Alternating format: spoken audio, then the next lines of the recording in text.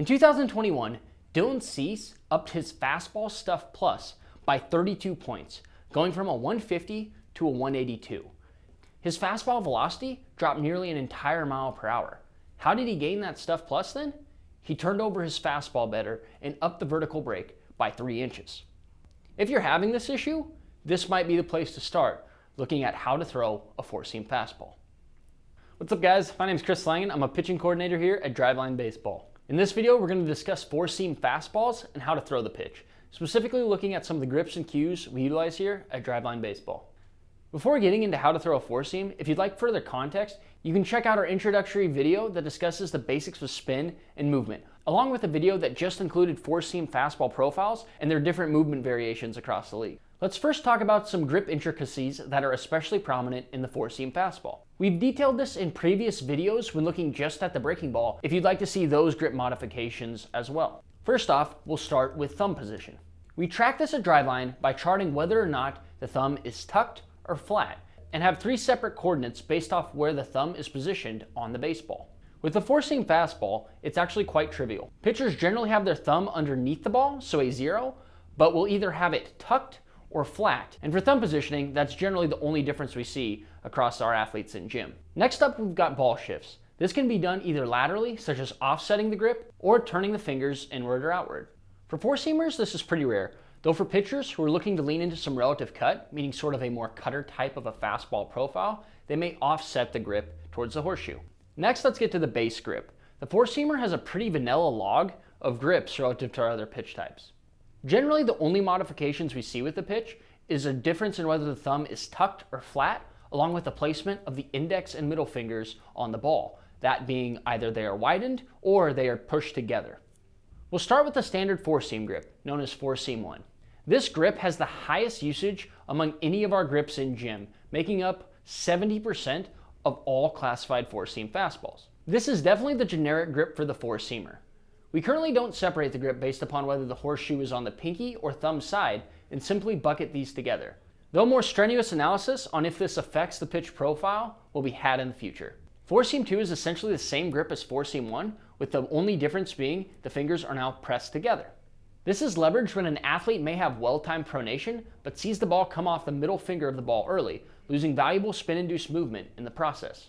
We've also got four-seam 3, which if you go from your four-seam 1 grip, it actually is just going to mean that you widen the fingers. Some pitchers may leverage this grip to actually lean into some relative cut at release, allowing the middle finger to come off slightly ahead of the index at release to modify the direction of the pitch.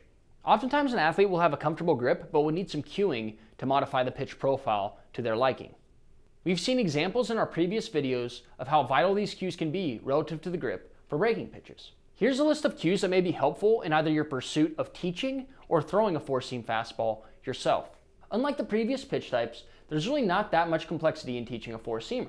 There's generally 2 clear options: either up the efficiency of the offering, thus increasing total movement and specifically vertical break, or lean into some cut and create a relative cut profile. Thus, a lot of the cueing game simply has to do with trial and error and configuring what works best for that specific athlete. It's very important to note that changing an efficiency in a game setting is much different than doing it in a closed environment. It's pretty simple when your only goal is to up the efficiency on a Rapsodo and you're not necessarily worried about the batter, etc., versus you get into a game, now you have to throw hard, hit spots, etc. So you want to make sure you're teaching this profile in both contexts, or at least having a blend, something like live at-bats, exhibition games, where the athlete still has some ability to experiment without it necessarily hurting results. For pitchers that simply can't get the efficiency up enough, nor can they get it into like a true cutter profile, just giving them a sinker is honestly a pretty good bet. Having the coaching experience to know when it's time to commit to this is absolutely vital. The four-seamer is essentially the base grip any new thrower learns when they first start throwing a baseball. So there typically isn't much inherent complexity to learning how to throw the grip initially. However, pitchers may develop poor habits just because they may not know how much getting different movement on their fastball can truly affect their profile. A lot of them are wired to think the only thing that matters is simply the ball velocity of the pitch. Occasionally we'll see pitchers who just have a poor grip and they may not actually leverage the seams at release. Those are pretty far and few between, but that does happen. So if you're coaching it, make sure you ask the athlete for their grip along with how they throw it, how it comes out of their hand, and see if there's some variance in the spin rate of the pitch and whether or not that's due to maybe some added gyro spin, which typically ups the spin rate, or maybe it's just coming out of their fingers differently each time after release. At Driveline, we utilize the Blob to answer questions on pitch quality. A Blob gives us a stuffed summary of a pitch based on its ball flight characteristics, mainly vertical break, horizontal break, and velocity. This allows for instant feedback to the athlete and provides additional incentive and understanding to the athlete for why they should increase the spin efficiency on their fastball. Alternatively, this is a great tool to use when determining whether or not an athlete should rely on a sinker or encourage more of a cutting profile on their four-seamer. And that's the basics of throwing a four-seam fastball. Appreciate everyone for following along today, and we'll be back looking at the sinker very soon.